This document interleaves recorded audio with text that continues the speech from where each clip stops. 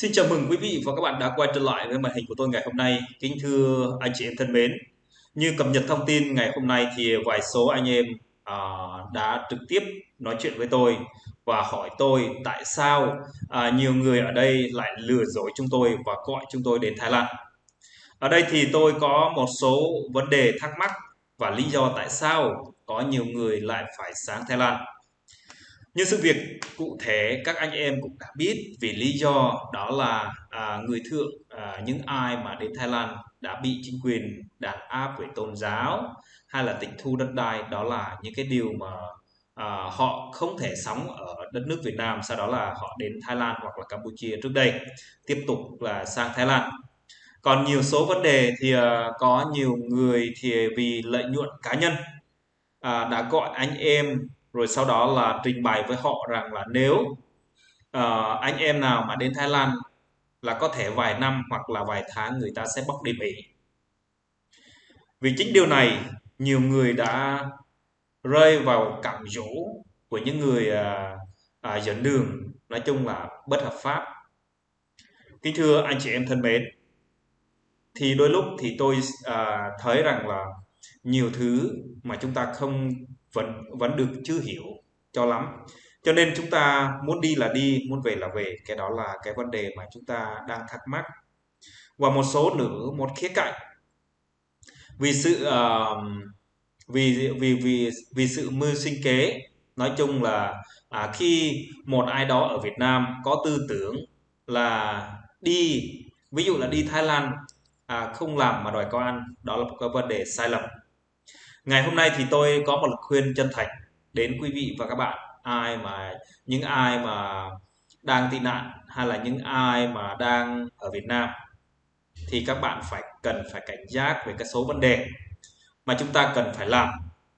Ở đây thì tôi không phải là chia rẽ hay là muốn làm cái gì đó các bạn buồn, nhưng mà tôi hầu hết là tôi nghe những anh em ở Thái Lan thắc mắc với tôi rằng có vài người gọi điện cho họ, sau đó là họ mới đến Thái Lan. Khi mà họ đến là nhiều người họ không quan tâm, chỉ có biết là thu xong tiền của họ rồi tiếp đó là bỏ rơi họ.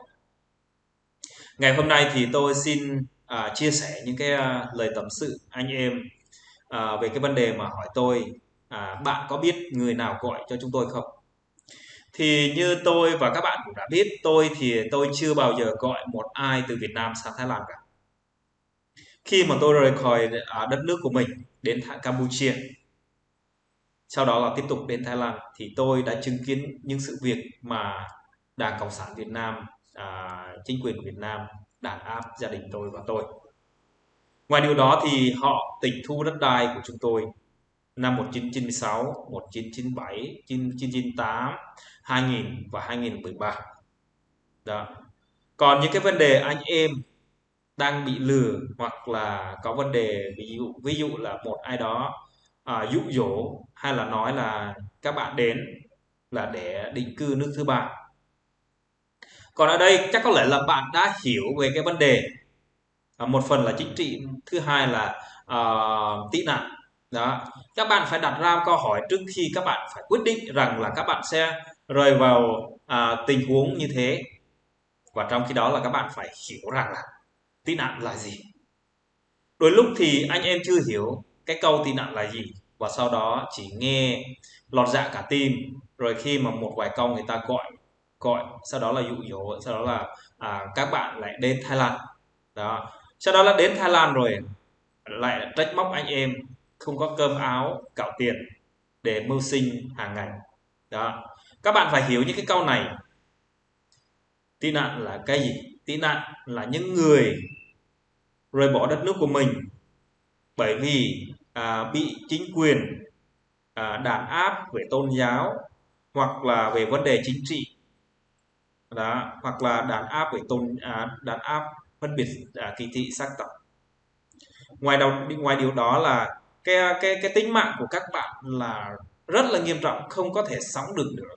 Cho nên các bạn sợ hãi, sợ chính quyền giết, hoặc là sợ chính quyền đối xử kiểu như nói chung là ảnh hưởng đến tính mạng, cho nên các bạn phải rời đất nước của mình đến sang nước khác để tìm kiếm UNHCR cải thiện đó.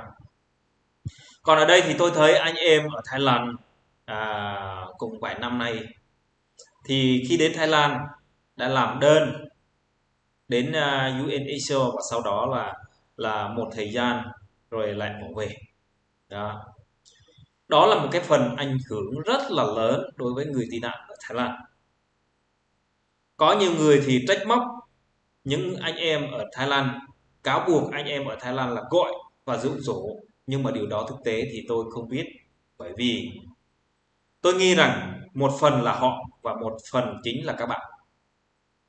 Ở đây thì mình xin phân tích hai khía cạnh. Nếu mà một người gọi thì chúng ta biết rằng là chắc chắn là một ai đó dụ dỗ hoặc lừa đảo, thì chúng ta không nên mở rộng cái tấm lòng để mà đón tiếp những lời dụ dỗ, sau đó là phải cầm bẫy những người kia, rồi sau đó là phải chạy đến Thái Lan thì họ. Về thứ hai nữa, tôi cần nhấn mạnh về cái phần này.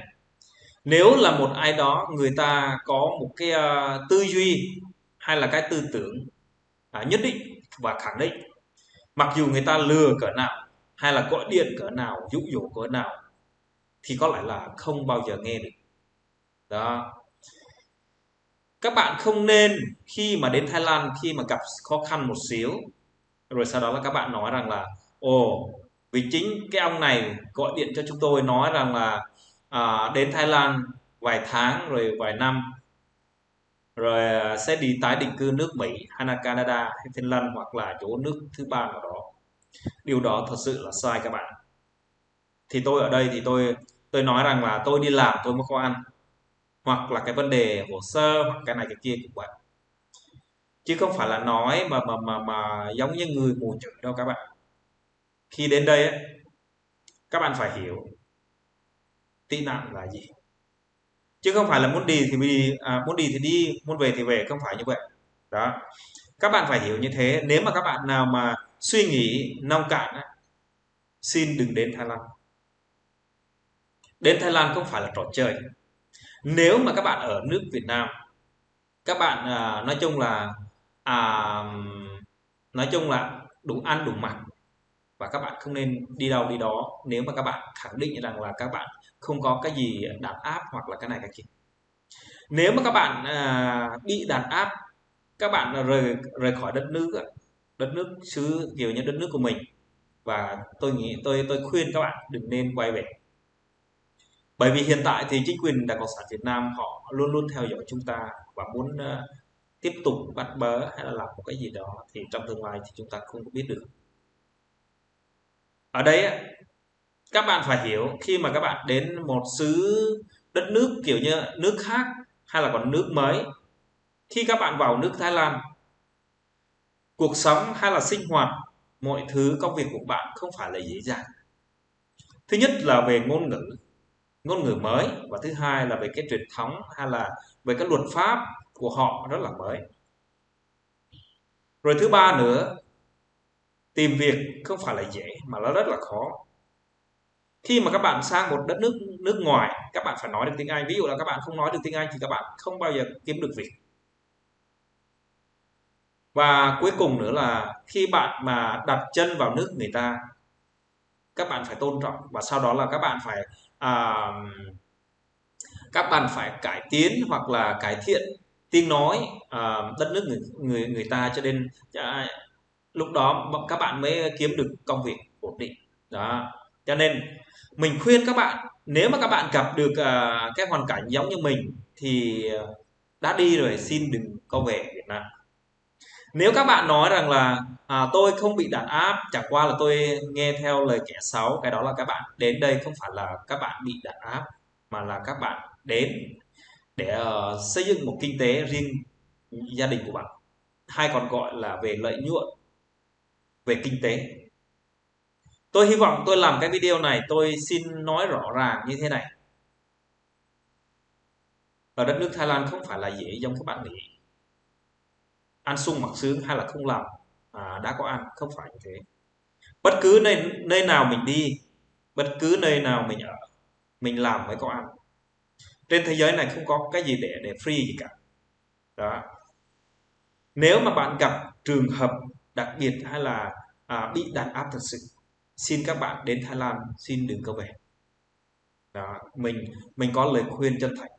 Và thứ hai và thứ ba, thứ tư nữa, nếu mà các bạn đến Thái Lan rồi, các bạn về đừng có cáo buộc anh em ở Thái Lan, nói anh em ở Thái Lan là dụ dỗ hay là gọi đi rồi sau đó là nói cái này cái kia, cái đó là không có hay. Rồi, cảm ơn mọi người nhé, mình chia sẻ như vậy thôi. Thì có cái gì thì anh em cứ comment rồi sau đó là mình sẽ chia sẻ rõ ràng hơn nữa. Rồi mình chúc anh chị em một buổi tối vui vẻ và tràn đầy năng lượng.